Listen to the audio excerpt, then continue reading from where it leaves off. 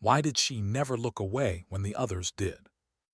When the drill sergeant's voice thundered across the training field and every recruit dropped their gaze, Sarah Martinez stared straight ahead. Her knuckles were bruised, her boots caked with mud, and sweat trickled down the back of her neck like a slow reminder of how far she still had to go. But she didn't blink. Not when he shouted in her face. Not when he told her she'd never last. She'd heard worse from her father. Her father used to say, "Pain teaches faster than comfort ever will." He was a Marine, hard, quiet, carved from the kind of discipline that doesn't break. When other girls were learning to braid hair and paint nails, Sarah was in his garage, learning how to fix engines and throw punches that could drop a man twice her size. She, grown up with the smell of oil and gunmetal instead of perfume. And when she enlisted at 18, she didn't do it to prove a point. She did it because she couldn't imagine being anyone else. The army didn't know what to do with her. She wasn't the fastest, though she ran like the ground owed her something. She wasn't the strongest, though she lifted until her hands split open. But she had something the others, focus so sharp it cut through exhaustion.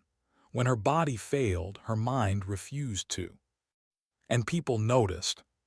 By the third month of basic, instructors whispered about her behind clipboards. She doesn't flinch. She doesn't complain.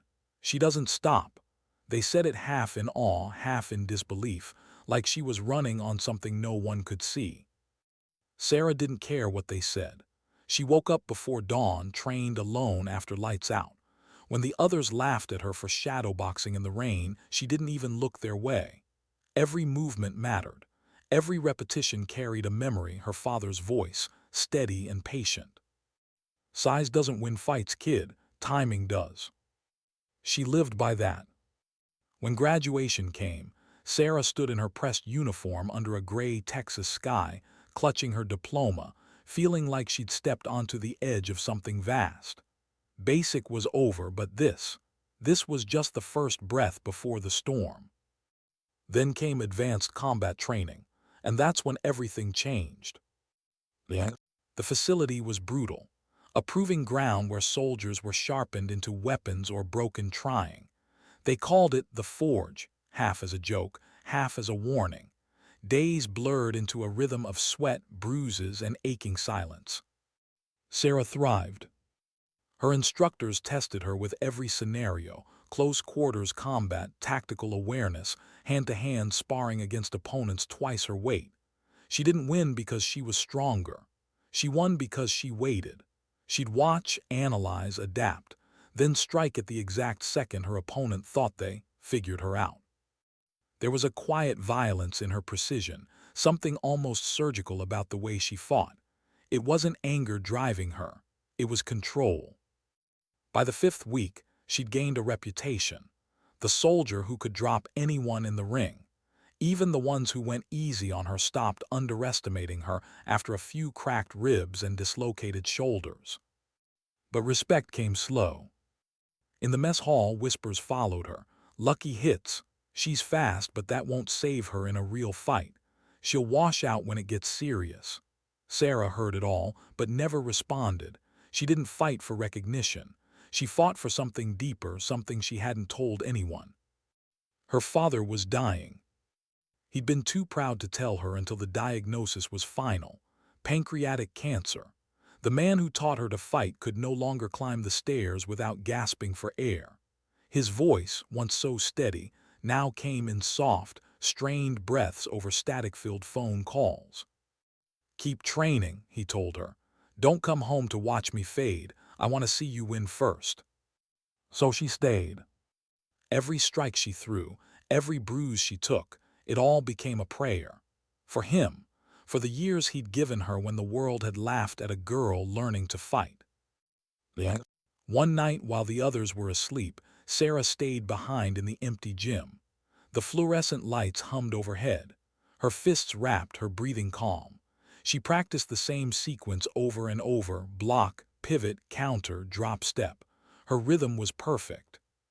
That's when Captain O'Neill found her. He watched in silence for a full minute before speaking. "You don't know how to quit, do you?" Sarah straightened, wiping sweat from her brow. "No, sir."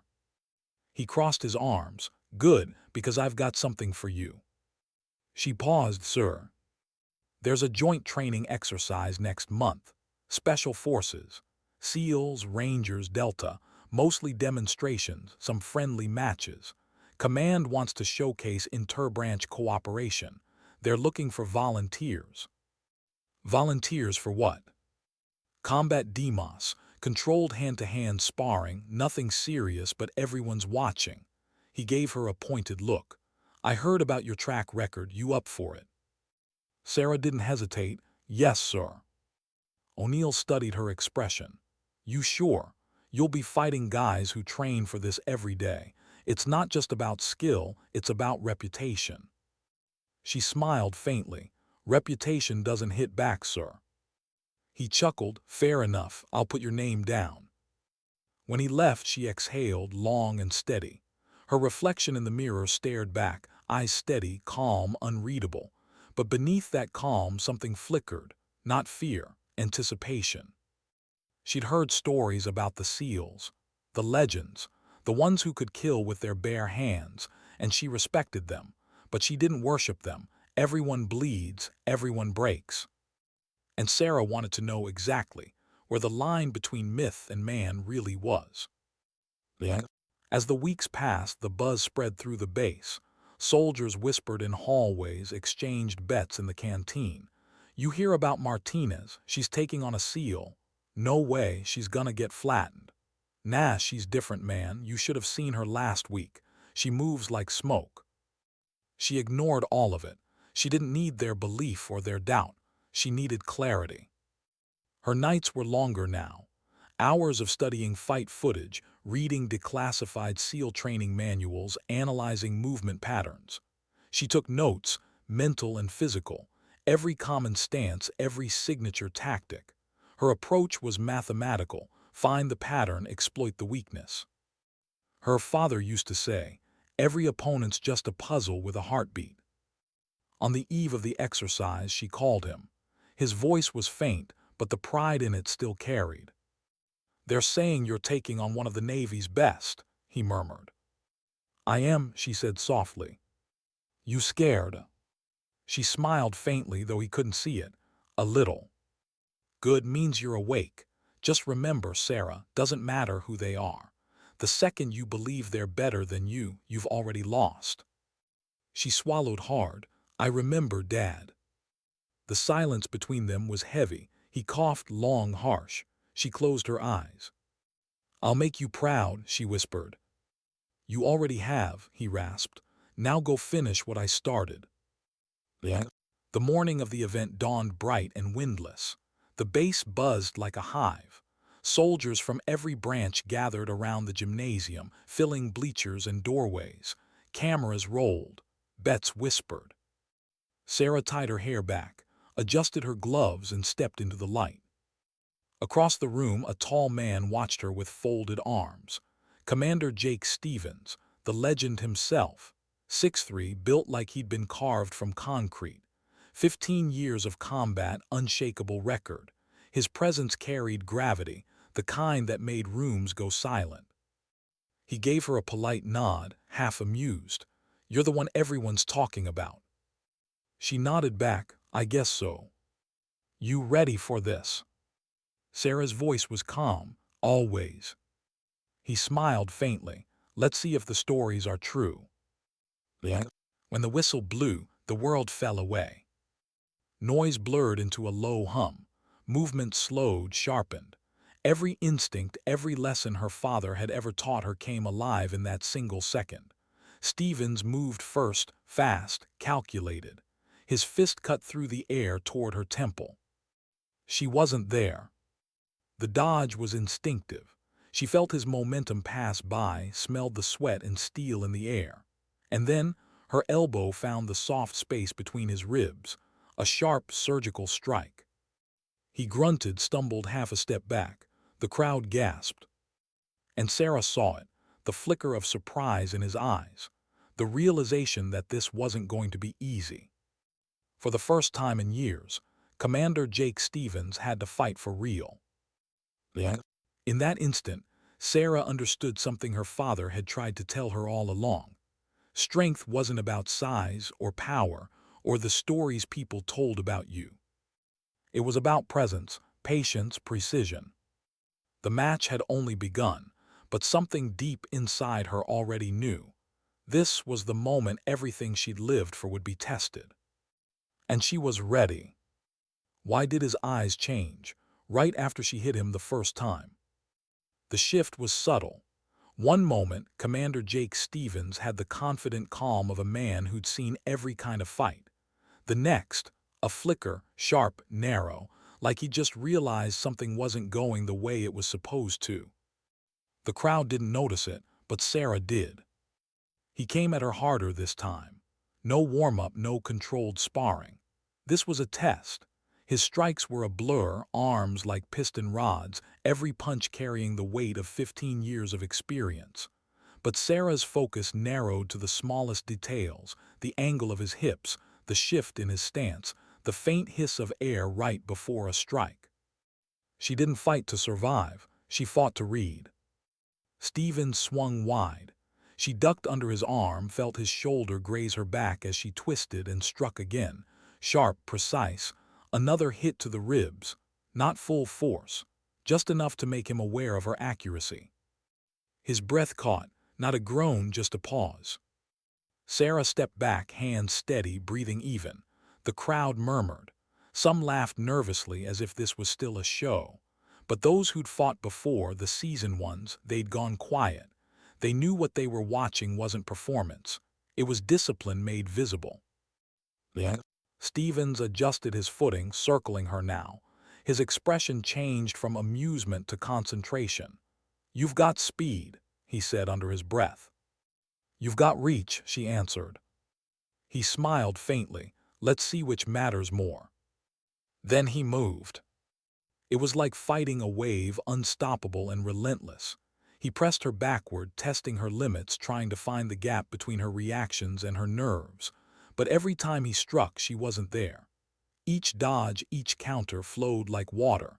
She wasn't faster, just smarter. She used his energy against him, the way her father taught her.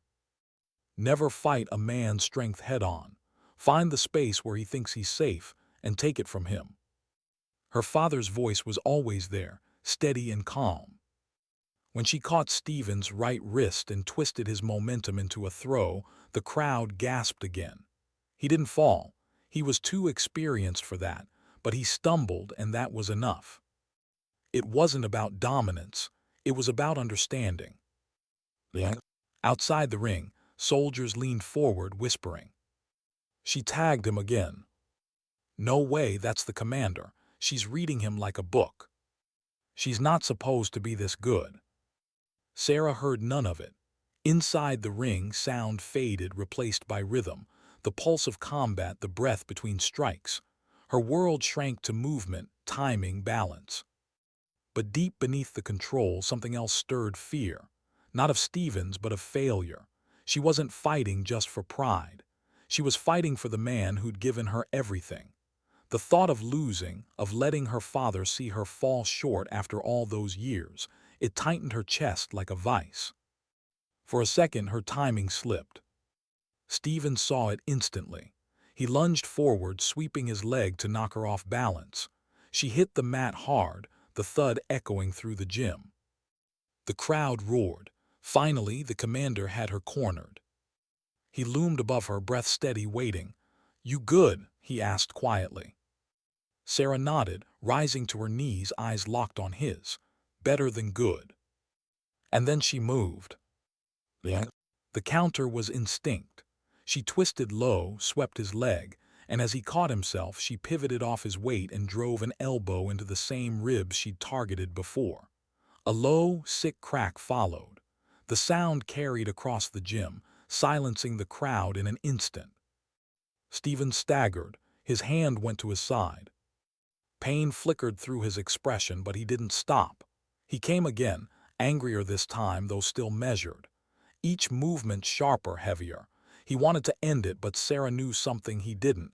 Pain changes rhythm. Every blow he threw after that was a fraction slower. She adjusted her distance, stayed just outside his range. She could see the way his breath hitched each time he twisted his torso. The ribs were damaged, not broken, yet but weakening. Her strategy shifted. She wasn't fighting to win. She was fighting to prove a principle her father had drilled into her since childhood. Precision beats power always. She began to control the tempo, fast, slow, fast again. Make him chase, make him react. He tried to grab her wrist. She slipped under, spun, drove her shoulder into his chest and pushed off before he could counter. His breathing was ragged now, his motions tightening with frustration. The soldiers watching began to sense it, the change in tide. Their voices rose and fell in disbelief. She's got him off balance. No one gets him off balance. What the hell is she doing? O'Neill, standing near the ring, whispered, "She's taking him apart piece by piece." Yeah. Sarah didn't smile. She didn't celebrate. She didn't even acknowledge what was happening. Because it wasn't over. She knew this part. The point in every fight when your opponent stops seeing you as a nuisance and starts seeing you as a threat. That's when they get dangerous. And she could see it in his eyes now. Stevens exhaled sharply and reset his stance. Blood dripped from a small cut near his temple. He was hurt but focused. For a split second his gaze softened, respect maybe, but then it hardened again. The next attack came faster than anything before. He wasn't playing anymore. He used feints, level changes, unpredictable combinations, military combat, not sport fighting. Every move designed to dominate, to crush morale. Sarah met him strike for strike. A forearm block, counterhook, step back, pivot, low kick. He caught her shoulder, tried to pull her in for a grapple, but she slipped free, using his weight to spin behind him, landing another clean strike to his ribs. The impact drew a grunt he couldn't suppress. The crowd erupted again, but Sarah barely heard them. She was breathing hard now, adrenaline burning through her veins. Her arms ached. Her ribs throbbed where he'd landed hits earlier, but something stronger than fatigue held her upright. Resolve. She didn't need to beat him to prove her worth. She needed to stand her ground. Yeah. For a brief pause, they both stepped back, circling. Stevens' chest rose and fell in heavy rhythm. His eyes, once full of unshakable confidence, now studied her with something different, caution. "You're good," he managed between breaths. Sarah's tone was even. "You too." He smiled through the pain. "You trained for this, didn't you?" She hesitated. "I did." He nodded slowly, almost impressed. "You studied me." "I studied everything," she said quietly. "You just happened to be in the way." Yeah. A murmur rippled through the crowd. Even the SEALs watching were leaning forward now, their usual bravado replaced by something closer to awe. They'd seen Jake Stevens fight before, seen him drop grown men in seconds. But this was new. Sarah didn't notice their stares. She noticed the way Stevens' left arm hung slightly lower now, the way he was subconsciously protecting his ribs. That was her opening. Her father's voice whispered in memory, "Patience. Wait until he forgets the pain. That's when you remind him."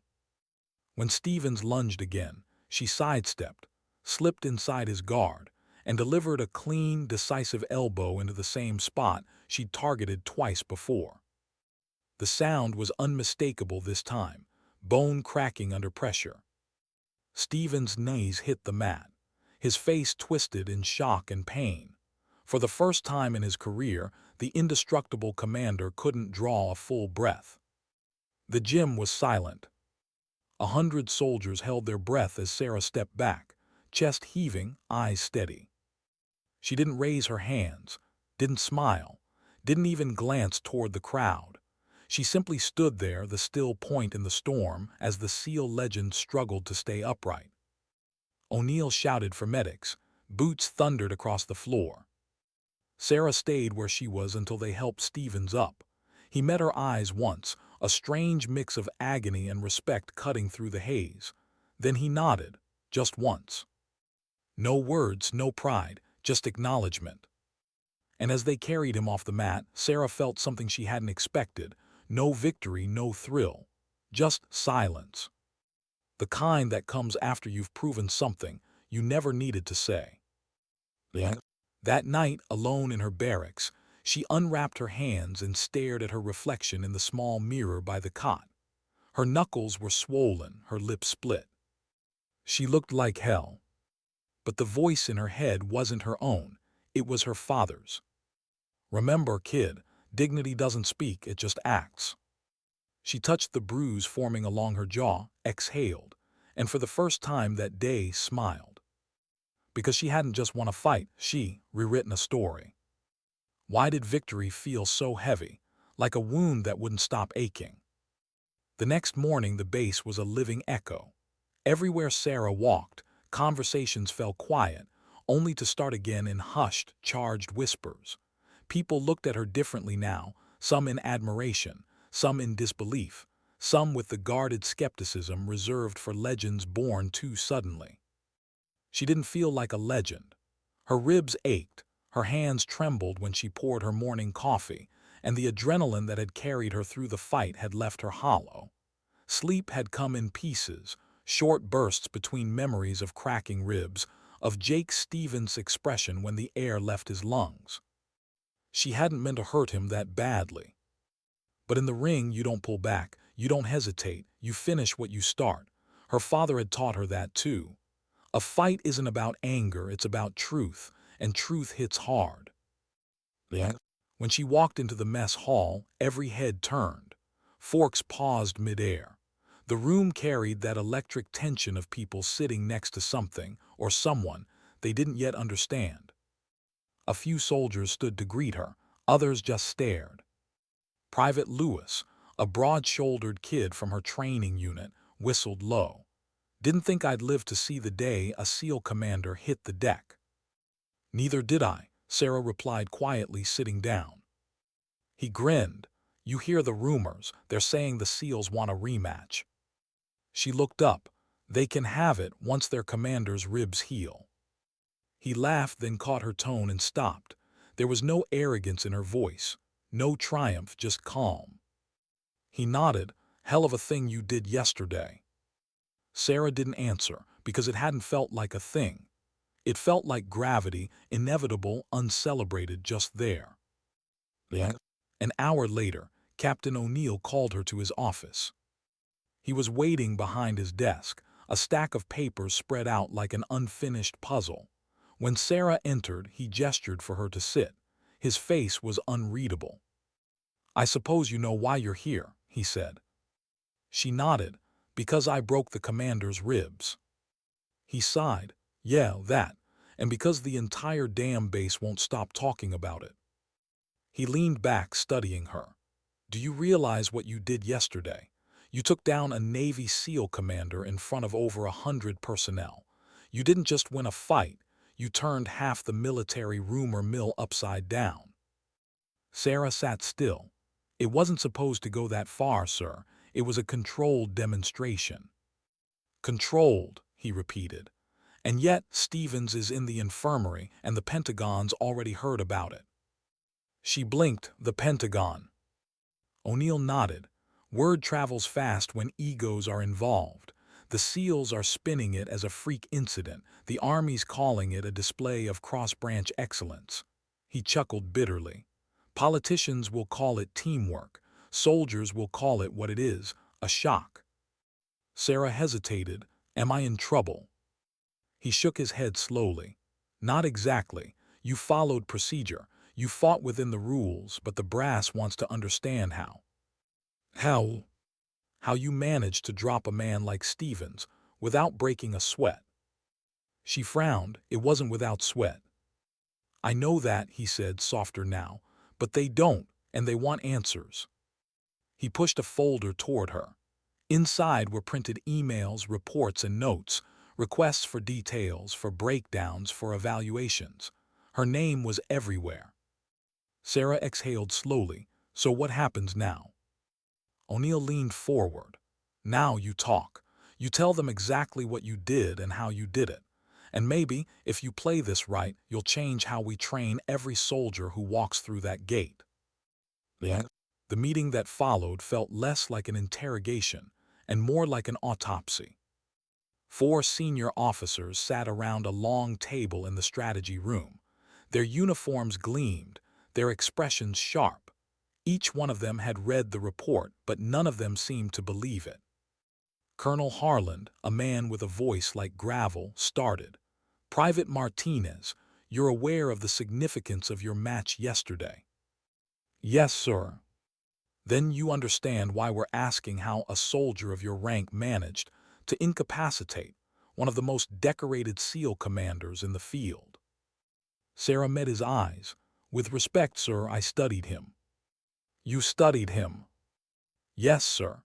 His stance, his rhythm, the way he rotates before he throws a right hook, the way he leans on his left foot just before closing distance. I knew he favored his right side in close-quarters combat, so I went for the ribs on that line. Hit the same spot twice. Pain compounds faster than people expect." The officers exchanged looks. Major Lynn, the only woman at the table, leaned forward. "So you didn't rely on instinct?" Sarah shook her head. "Instinct's the last thing you want in a fight. I relied on preparation." "Preparation," Harlan repeated, almost tasting the word. "Yes, sir. My father was a Marine. He used to tell me, you can't overpower everyone, but you can outthink anyone." Harlan leaned back, studying her. "You're saying you treated this match like a mission?" "I treated it like survival, sir." The room went quiet. Lynn nodded slowly. "That's exactly what we need more of." Yeah. By the time the debriefing ended, Sarah's mind felt wrung dry. But when she stepped outside, the sun was already setting, a copper haze over the base, warm against the concrete and steel. She found a quiet bench near the perimeter fence and sat there for a while, listening to the faint hum of engines and distant chatter. The world seemed softer out here. Real.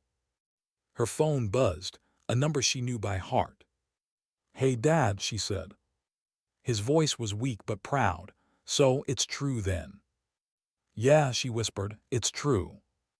He chuckled, a dry, tired sound. "You broke a SEAL commander's ribs. Lord help the next guy who underestimates you." "I didn't mean to hurt him that bad." "You didn't mean to win that big either," he said gently. "But you did, you always do." She smiled faintly. "Everyone's acting like I did something impossible." "You did something rare," he corrected. "You made people question what's possible. That's different." They sat in silence for a while. The connection crackled, the air between them filled with unspoken things: love, pride, fear, time. Then he said quietly, "Don't let them turn you into a symbol, Sarah." She frowned. "What do you mean?" "They'll want to make you a headline. The woman who beat the unbeatable. But that's not your story. You didn't fight for fame. You fought to prove something to yourself. Don't let them rewrite that." She nodded slowly, though he couldn't see it. "I won't." "Good," he said softly, "because dignity doesn't make noise. It just leaves a mark." Yeah.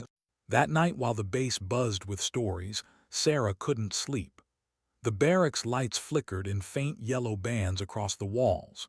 She stared at the ceiling, hearing the echoes of applause she hadn't wanted, of voices she couldn't quiet. She remembered the look on Stephen's face, the pain, yes, but also respect. The kind of respect that didn't come from defeat but from recognition.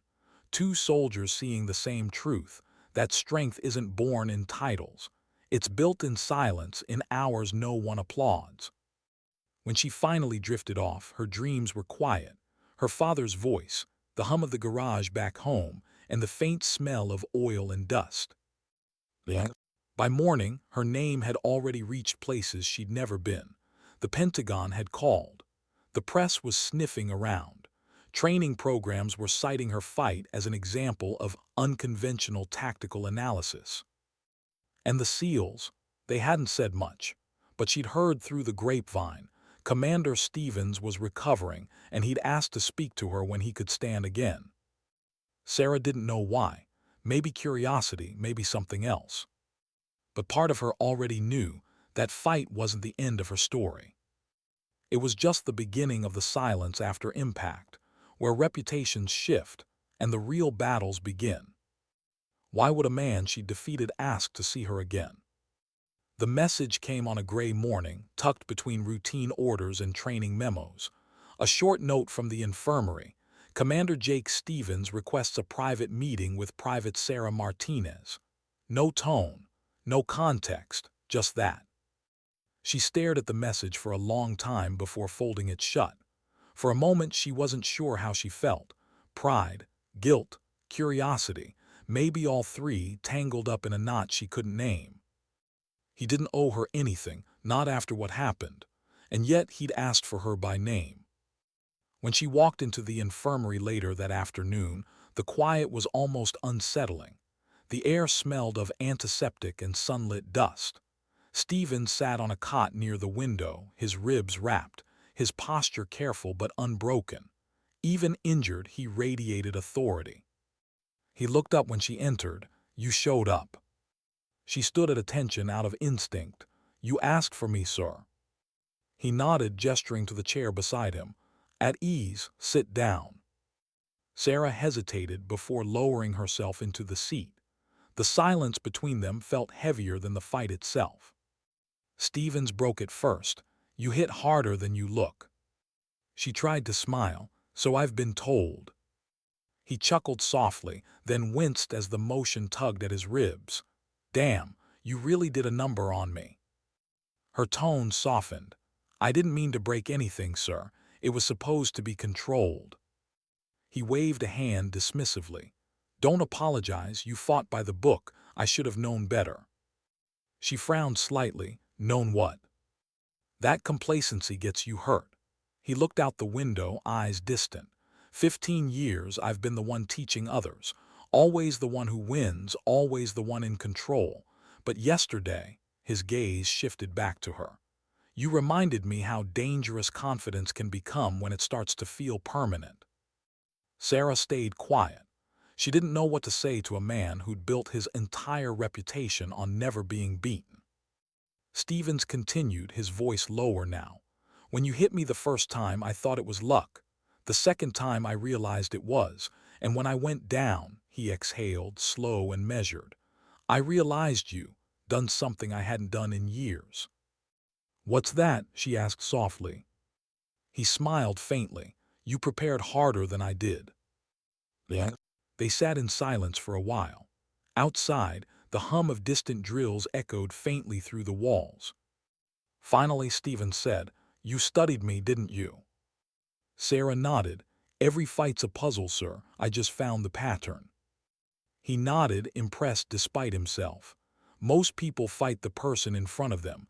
You fought the system behind them. That's rare." Sarah looked down at her hands. "My father used to say, everyone got a weak side. You just have to see it before they do." Stevens smiled at that. "Sounds like a smart man." "He was a Marine," she said. "Old school, didn't believe in excuses or losing." He nodded. "Then I understand where you get it." She hesitated. "He's sick, cancer. He was supposed to watch me graduate, but the doctors said travel might kill him." Stevens' expression softened. "I'm sorry." Sarah looked away. "He told me not to come home, said he wanted to see me win something first. Guess I did." For the first time, Stevens didn't look like a commander. He looked like a man who understood exactly what that kind of love, and that kind of weight, felt like.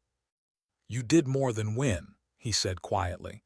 "You reminded a lot of people what the fight is supposed to mean." Yeah. Over the next few weeks, their conversations continued. What began as a courtesy visit turned into something deeper, a shared rhythm of discipline and reflection. When Stevens was cleared to move around again, he started attending Sarah's training sessions. Not as a critic, but as a student. He watched the way she taught the younger recruits, patient, methodical, precise. There was no yelling, no chest-thumping authority. She spoke softly, but with conviction. Her soldiers listened because her silence carried more weight than anyone's orders. One evening, after the session ended, Stevens caught up to her outside the gym. "You ever think about teaching full-time?" he asked. She shook her head. "I'm still learning." He smiled. "So am I." That surprised her. After 15 years. He looked off toward the horizon. 15 years just means 15 years of learning how little you know. The moment you stop adapting, someone like you shows up and knocks the breath out of you, literally. She laughed softly. It was the first time she'd laughed in weeks. Yeah. Word of their partnership spread through the base. At first, soldiers joked that the commander and the woman who dropped him were working together. But the jokes didn't last. Once people saw them train side by side, analyze movements together, and discuss tactics late into the night, the tone changed. They weren't rivals anymore. They were building something new. Stevens began introducing her to techniques from advanced SEAL training, close-quarter disarms, multi-opponent strategy, counter-grappling under fatigue. In return, Sarah shared her analytical methods, the mental drills, the way she mapped opponents' patterns before a fight. They became a balance, experience meeting insight. Sometimes, in quiet moments, Stevens would catch himself studying her expression and realize she reminded him of his younger self, the version of him that hadn't yet learned the cost of pride. One night he said it aloud. "You know, Martinez, if I'd met you 10 years ago, I might have been a better man." She looked at him. "You were already good enough to teach me something worth learning." He smiled faintly. "Fair trade, then." Yeah. When O'Neill stopped by their training session one afternoon, he watched them for several minutes without interrupting. Sarah was demonstrating how to break a chokehold with minimal effort, using momentum rather than force. Stevens stood beside her, occasionally correcting a recruit's stance. Afterward, O'Neill pulled Stevens aside. "You two make a hell of a team." Stevens nodded. "She's the real deal, Captain, not just in the ring, in how she thinks, how she moves. She's changing the way people train without even realizing it." O'Neill folded his arms. "Command's taking notice. They're talking about integrating her methods into next year's combat program." Stevens smiled. "Good, about time." Yeah. That night Sarah sat on her bunk, polishing her boots as the base lights flickered out one by one. Her phone buzzed again, a message from home. "Dad's in hospice now." Just 4 words. Her hand went still. She stared at the screen for a long time before setting it down. The hum of the barracks filled the silence, steady and impersonal. For the first time in months, her composure cracked. She lowered her head, the tears coming slow and quiet, leaving no sound but her breath. The next morning she went to Stevens. He didn't ask what was wrong. He didn't need to. He just nodded and said, "Take the time you need." But she shook her head. "No, sir, he wouldn't want that." "You sure?" "Yes," she said softly. "He told me to keep fighting." Stevens didn't argue. He just placed a steady hand on her shoulder. "Then fight, but make sure you're not fighting against yourself." Yeah. That evening, as the sun burned low over the base, Sarah stood alone on the training field. The air was cool, the sky streaked orange and violet. She shadowboxed slowly, each movement a conversation with memory. Her father's voice still echoed inside her mind. Every correction, every word of pride, every lesson that had built the person she was. And as she moved, she realized something. She hadn't just proven herself to the army or to the commander or even to her father. She'd proven that strength, real strength, wasn't about dominance. It was about continuation, about waking up again and again, even when no one's watching. When Stevens approached from behind, she didn't turn. He watched her for a moment, then said quietly, "You're not just a fighter, Martinez. You're a mirror. You make people see themselves, better or worse." She exhaled, slow and calm. "Then maybe that's my job." He smiled faintly. "It's a good one." Yeah. That night when Sarah finally called home again, the nurse answered. Her father had passed 30 minutes before she dialed. She didn't cry right away. She just sat there, holding the phone, staring at the nothingness on the other end. When she finally spoke, it was only 3 words: "I did it." And somewhere deep inside, she knew he'd heard. How do you keep fighting when the person you fought for is gone? The next morning, the sky over the base was steel gray, the kind of color that made everything feel muted. Training whistles cut the air in sharp bursts, boots thudded across wet asphalt, and the world moved on, because it always does. But Sarah didn't. Not at first. Her father's death had been clean, quiet, merciful. That's what the nurse said. He went peacefully. But peace was something Sarah couldn't touch yet. She sat on the edge of her bunk, the folded flag they'd mailed her resting across her knees. The weight of it felt wrong. Too light for everything it represented. Too small to hold a life that had shaped her entire existence. For a long time she didn't move, didn't cry, didn't even breathe deeply. Then, as sunlight spilled through the small barracks window, she stood up, tucked the flag under her pillow, laced her boots, and went outside. If pain couldn't be escaped, it would be endured. That was the only way she knew how to honor him. Yeah. Captain O'Neill found her on the training field an hour later, fists wrapped, hitting the bag with the slow precision of someone measuring their grief by impact. Each strike was steady, rhythmic, unbroken. He didn't interrupt, just watched for a while. When she finally paused, sweat darkening the edges of her shirt, he said quietly, "You don't have to be here today. I know. You just lost your father." "I didn't lose him," she said, voice even. "He's in this." She tapped her chest once. "And this." Her fist hit the bag again, a low, dull thud. O'Neill nodded slowly. He'd seen soldiers collapse after loss, rage, guilt, self-destruction. But Sarah wasn't breaking. She was recalibrating. "Command wants to see you," he said finally. She stopped mid-motion. "Why?" He hesitated. "You've been recommended for a special assignment, something bigger." Yeah. The briefing room was small, lined with screens and documents. Stevens was there, standing carefully, his ribs still strapped but healing. His presence was quieter now, less commanding, more grounded. When Sarah entered, he gave her a small nod. Colonel Harland and Major Lynn stood at the front, reviewing files. "Private Martinez," Lynn began, "your recent performance and analytical combat methods have drawn significant attention. Higher command wants to evaluate your techniques for inclusion in advanced training protocols." Sarah frowned. "My techniques?" "Your ability to analyze opponents, to use psychological and tactical observation in close combat. It's unconventional, but it works, and we think it can save lives." Stevens stepped forward. "They're right. What you did in that ring, what you've been teaching since, could reshape how we train, not just in this branch but across the board." Harlan's gravel voice filled the room. "We're talking about potential integration into elite combat preparation programs. SEALs, Rangers, Special Forces. You'll be working with multiple branches." Sarah blinked. "You want me to train them?" Lynn smiled faintly. "Not train, teach. Show them what most soldiers forget, that victory starts long before the first punch is thrown." Stevens crossed his arms. "You up for that?"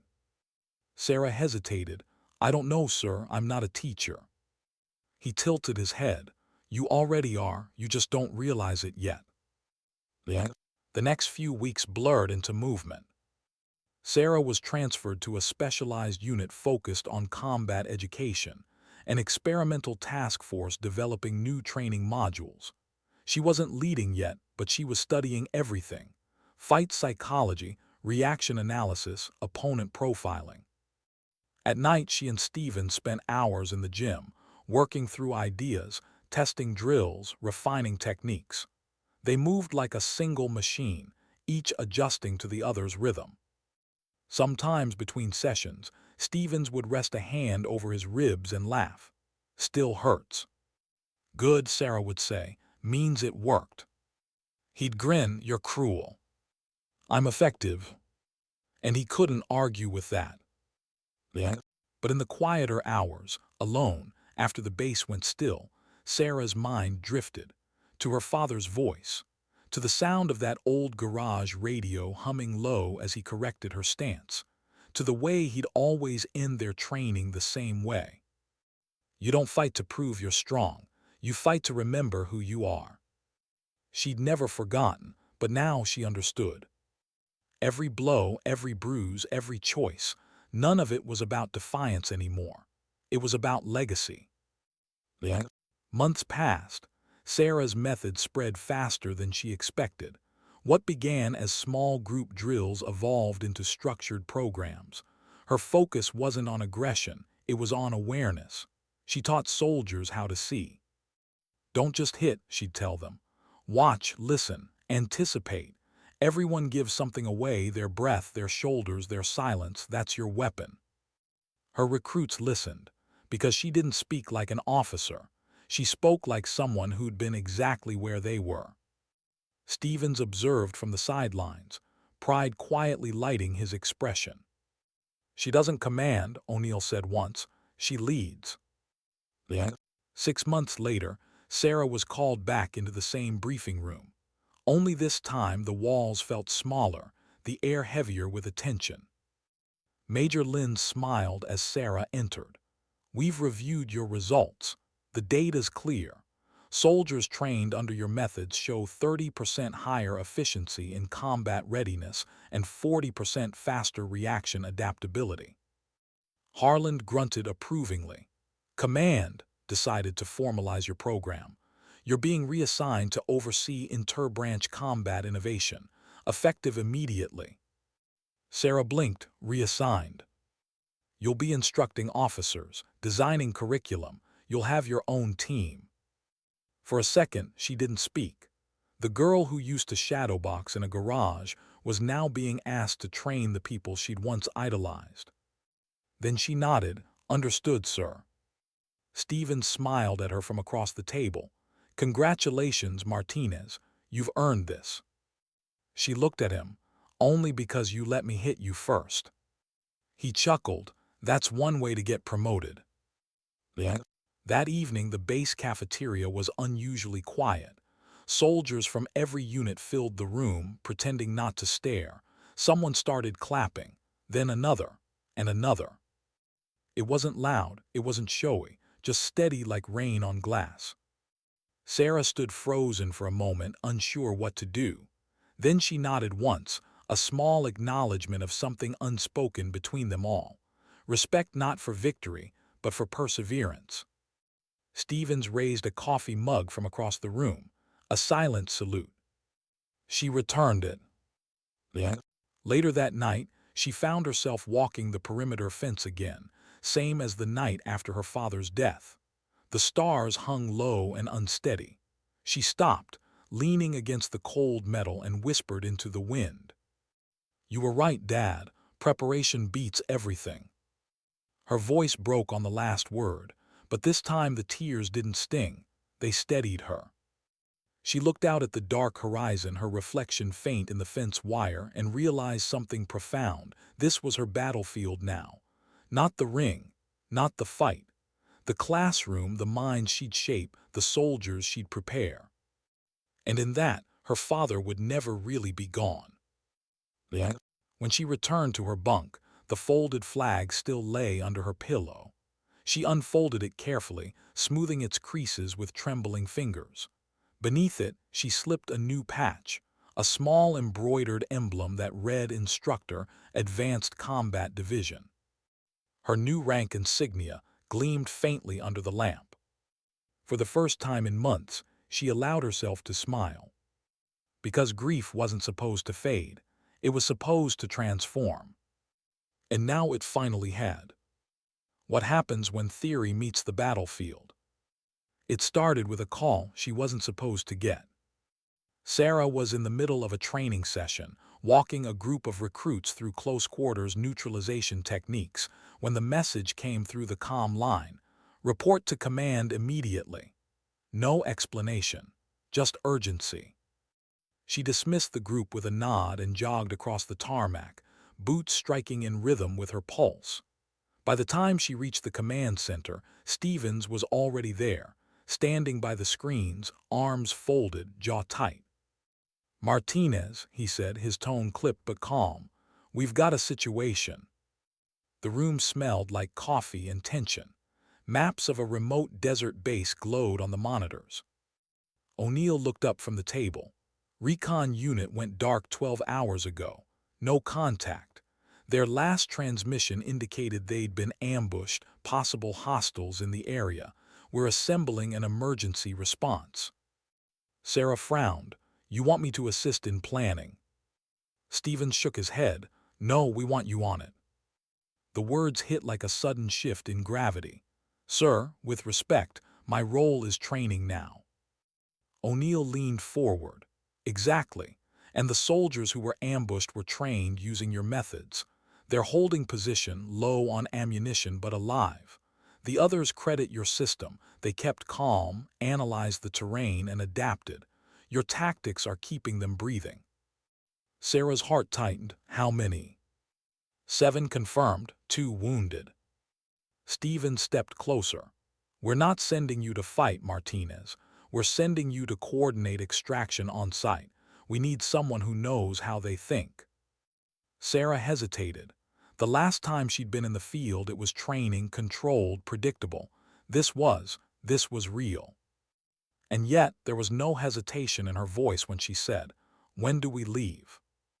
The The transport helicopter cut through heavy dusk like a blade through sand.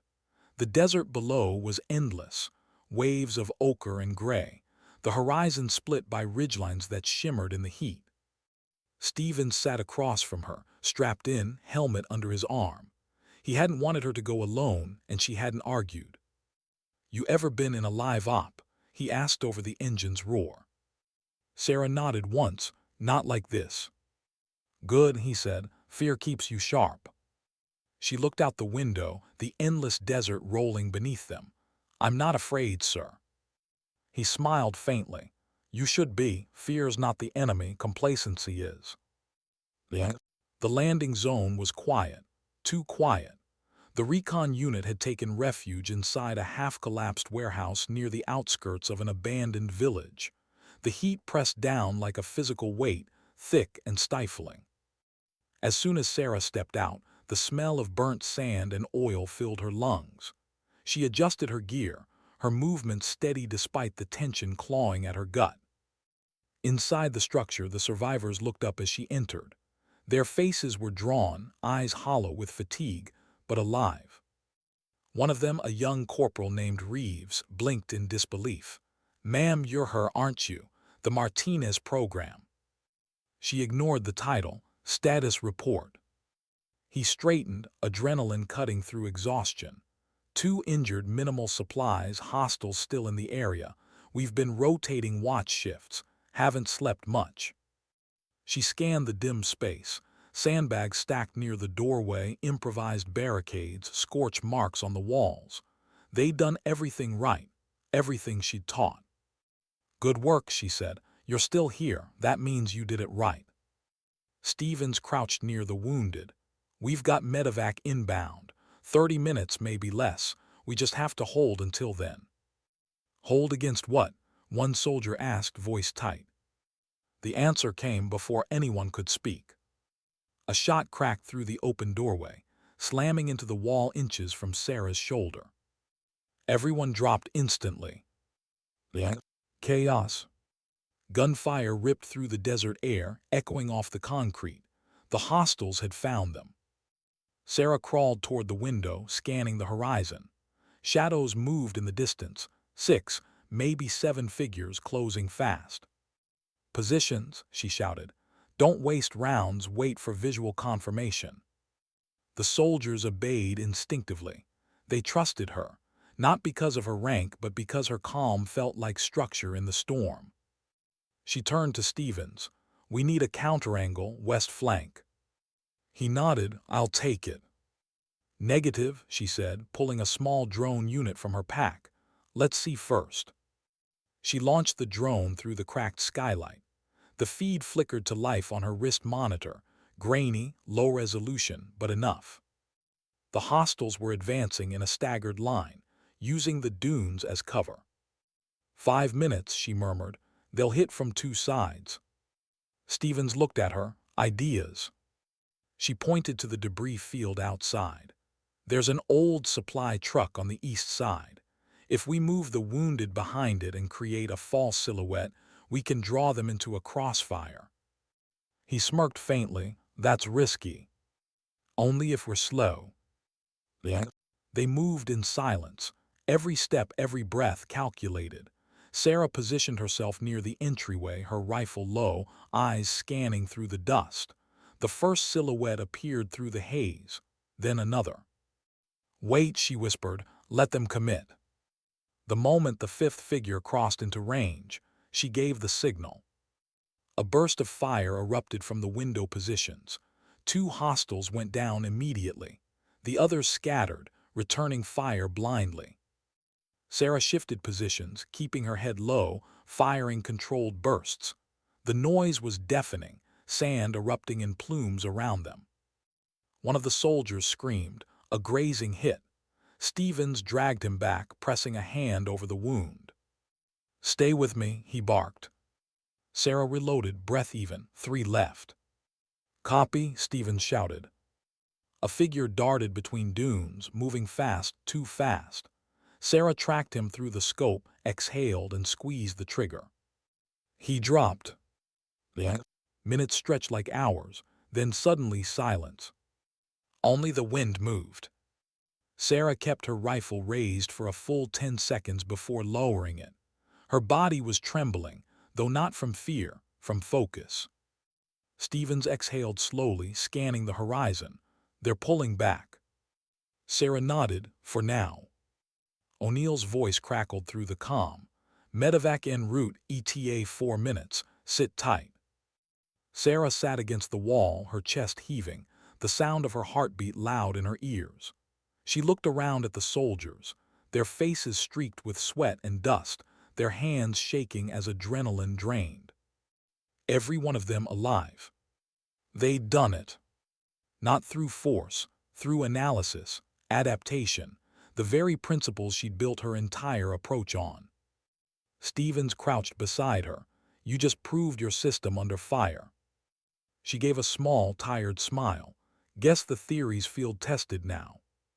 He nodded, eyes steady. You saved them, Martinez. Her gaze drifted toward the horizon, the sun beginning to rise, a thin, pale ribbon of light breaking over the dunes. She didn't feel like a hero, she just felt human, exhausted, grateful. Maybe, she said softly, but they saved themselves, I just reminded them how. Yes. When the helicopter lifted off, the desert shrank beneath them, a blur of gold and shadow. The wind whipped her hair loose from her helmet. She stared out the open door, the adrenaline fatting, replaced by the slow ache of memory. She thought of her father again, of his voice telling her to stay ready. She had. And now, for the first time, she understood what he meant. Strength isn't just what you carry into battle, it's what you leave behind when you walk out. Yes. Back at base, O'Neill debriefed them personally. Every soldier came home alive. That's not luck, that's leadership. Stevens clapped her shoulder.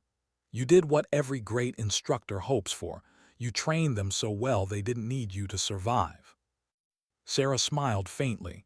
That's the goal, isn't it? He nodded. That's the legacy. Yes. That night the base was quiet again. Sarah stood alone in the gym, the heavy bag swaying gently from her earlier training. She unwrapped her hands, staring at the bruises beneath. They weren't from the mission. They were from everything before it, the fight, the grief, the persistence. She whispered to herself, almost like a prayer, you can't prepare for everything, but you can prepare to never quit. The words lingered in the dim air, somewhere between promise and memory. Then she turned off the lights and walked out, leaving behind only the soft echo of boots and the faint, steady rhythm of a soldier who'd finally found purpose in the silence after battle. What happens when your greatest victory makes the wrong people uncomfortable? The news broke before she even unpacked her gear. The story spread across every internal channel. Army instructors methods save entire unit in live fire zone. It was supposed to be a quiet operation, a simple recovery, but someone had leaked the footage from the medevac drone. Soldiers holding position, executing textbook countermeasures, working in perfect sync, and her, calm in the chaos, giving orders through the smoke. It looked cinematic, too cinematic. And that was the problem. By nightfall, the narrative had split in two. Some called her a hero. Others, mostly higher up, called her reckless. By morning, she was summoned again. The The briefing room felt colder this time. A single projector lit the wall with still frames from the mission, the blurred silhouettes of gunfire, the medevac extraction, her profile half-lit by flame. Colonel Harlan stood near the table, arms crossed. Major Lynn sat quietly beside him. Stevens was already there, expression unreadable. Harlan didn't waste words. "Do you have any idea what kind of attention you've drawn, Martinez?" Sarah met his gaze. "I was told the operation was successful." "It was," Harlan said, his voice sharp. "But now every division wants a piece of it. The Pentagon's calling it a proof of concept. Congress is asking why they weren't briefed on an unofficial combat doctrine being field tested."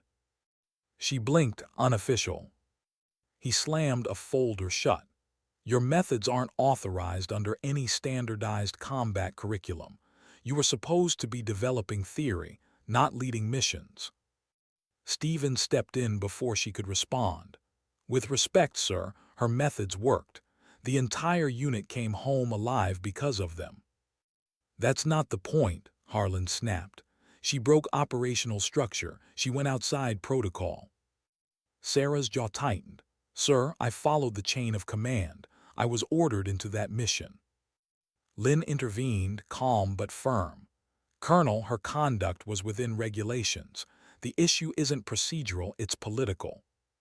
Harlan exhaled, long and frustrated. "You're damn right it's political. The media's spinning her as the Army's miracle instructor. Every branch wants her methods, and now the SEALs and Rangers are demanding we share her protocols." Stevens smirked faintly.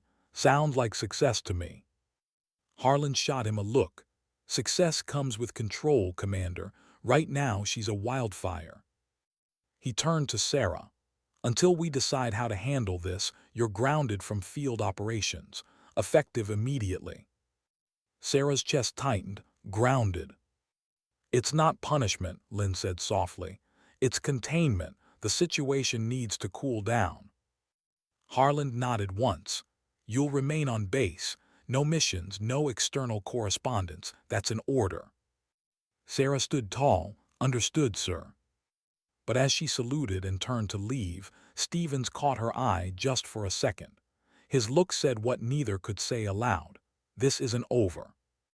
The The following days blurred into monotony. The base moved as usual, training rotations, drills, debriefs, but Sarah felt the difference. The same soldiers who had once looked at her with awe now watched her with uncertainty. Respect, yes, but also fear. Whispers followed her down hallways. "They're saying she embarrassed command. Did you hear? They grounded her after the mission. Guess they don't like when someone proves them wrong." She ignored them all. But late at night, in the empty gym, she could feel the weight of it pressing down, the strange, bitter irony of success turning into silence. the Stevens found her there 3 nights later. She was barefoot, hands taped, working the heavy bag with slow, deliberate strikes.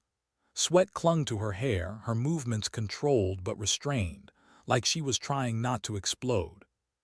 He leaned against the doorway. "You're supposed to be resting." "Can't." "Why not?" She hit the bag once more, harder this time. "Because if I stop moving, I'll start thinking." He nodded. "That's familiar." For a while, neither spoke. The rhythmic sound of impact filled the silence. Finally, she said, "They think I broke something." "You did," he said. "You broke a pattern. You showed that results don't have to come from the same old methods. She turned toward him, and that scares them. Of course it does, he said simply. You proved that someone outside the hierarchy could outthink it. The system doesn't like that. Sarah leaned against the bag, exhausted. What am I supposed to do, sir? Just wait while they bury this. Stevens crossed his arms. No, you keep refining, keep teaching. Let the results speak. They can ground a person, but not an idea. She met his eyes. You sound like you've been here before. He chuckled softly. Once or twice. Every innovator I've known walked this same line between respect and rejection. It's lonely, but it's where change starts. Her gaze softened.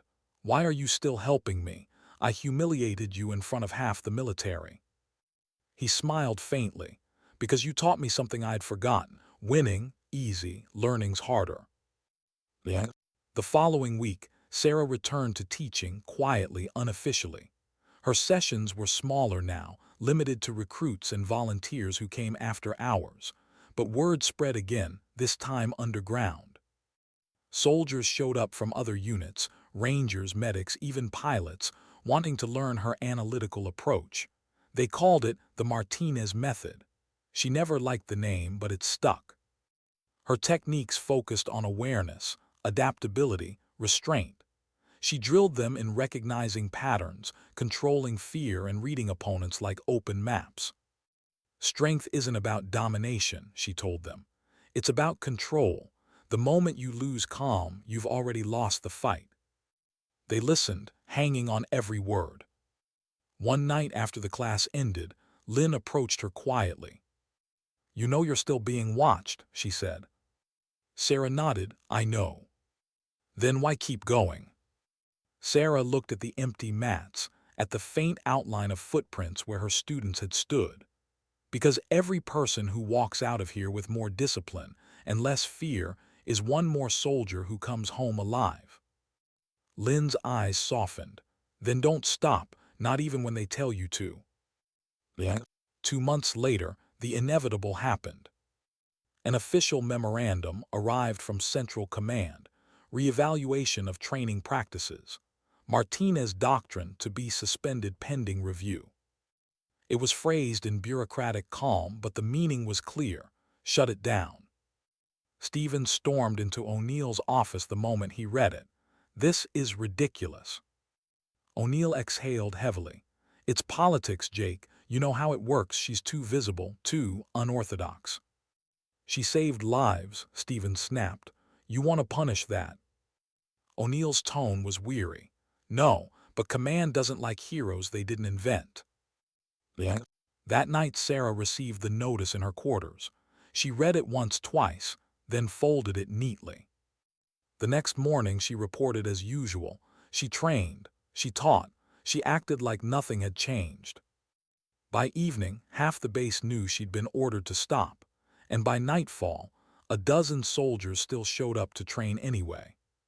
Stevens walked in last. You're not one for quiet compliance, are you?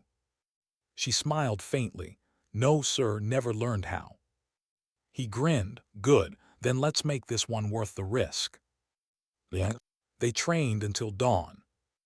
Not for rebellion, not for defiance, but because truth deserves endurance. Every move, every word, every lesson carried a message deeper than command could suppress. By sunrise, the gym was silent again. Sarah stood at the center of the mat, breathing hard, eyes fixed on the first light spilling through the window. She didn't need approval anymore. Her father's lessons, her fight with Stevens, the mission, they had all led here, to this quiet, fragile moment of clarity. Institutions could bury her name, but they couldn't unteach what she'd already passed on. She exhaled, long and steady. They can silence a person, she whispered, but not a principle. And with that, she started another day. A year passed. The noise faded, the headlines disappeared, and Sarah Martinez became something rarer than a hero. She became a standard. Her suspension had lasted only 6 weeks. By then, the results of her unauthorized doctrine spoke louder than any reprimand. Units trained under her methods had the lowest casualty rates in live combat simulations. Their cohesion, reflexes, and mental resilience were measurably higher than any other training group. The data was undeniable. Command had no choice but to reverse course. But they didn't just reinstate her, they promoted her. Captain Sarah Martinez, Director of Advanced Combat Analysis Division. The title felt strange at first, heavy with the kind of weight that once belonged to other people. People she'd been told she could never match. But titles weren't what mattered. What mattered were the faces, soldiers from every branch, men and women who'd come to learn what she'd learned the hard way, that victory wasn't about force. It was about awareness. And about something far harder to teach, grace. the The new training facility was quiet at dawn, the hum of lights filling the hall. The door plaque read the Martinez Combat Research Center. She tried to argue against the name, but Stevens had overridden her. "You earned it," he'd said. He was waiting for her inside, leaning against the railing, now fully healed, though the faint scar along his ribs was a permanent reminder of the day everything had changed. "Morning, Captain," he greeted, a hint of amusement in his tone. "Still can't get used to that," she said, smiling as she joined him. He looked out at the training floor below, where recruits moved in coordinated patterns, fluid, precise, silent. "You know, I used to think fighting was about control," he said, "about dominating the chaos. But watching them, watching you, I think I was wrong. It's about understanding it." Sarah nodded. "You can't fight chaos by crushing it. You fight it by moving with it. That's what my father used to say." Stevens turned toward her, his voice softer now. "You ever think about how far you've come from that garage?" She smiled faintly. "Every day." He chuckled. "You changed how the military trains, Sarah. That's not small." "I didn't change it," she corrected. "They did. I just showed them they could." He studied her for a long moment, then said, "That's why you're dangerous." She laughed. "Dangerous?" He nodded. "Because you don't lead with fear. You lead with clarity, and that terrifies people who need control to feel important." the That evening, the two of them walked the base as the sun fell behind the hangars. The air smelled like sand and jet fuel. Soldiers saluted as they passed, not out of formality, but out of genuine respect. At the far end of the courtyard, a group of young recruits practiced hand-to-hand drills. Their movements were fluid, their breathing synchronized. Sarah stopped to watch. One of the recruits, a young woman barely out of high school, stumbled. Her partner overpowered her, pinning her to the mat. Sarah stepped forward. "Stop." The pair froze. Sarah knelt beside the girl. "What happened?" "I lost balance, ma'am." "No," Sarah said gently. "You lost focus." She extended a hand. "Try again." The recruit hesitated, then nodded. They reset. Sarah watched closely this time, her voice steady, guiding, not commanding. "Don't rush. Let her come to you. Let her make the mistake." The young soldier breathed, centered herself, and when her opponent lunged, she moved, not with power but with purpose. A simple redirection, a pivot, a throw. The bigger opponent hit the mat with a thud. Sarah smiled. "Better." The girl looked up, cheeks flushed, eyes wide. "Thank you, ma'am." Sarah shook her head. "Don't thank me, remember it, then pass it on." the Later, under the floodlights, Stevens found her still standing at the edge of the mat, watching the recruits leave one by one. "You ever stop working?" he asked. She smiled faintly. "This isn't work." He nodded. "No, it's legacy." They stood in silence for a moment, the distant sound of helicopters fading into the night.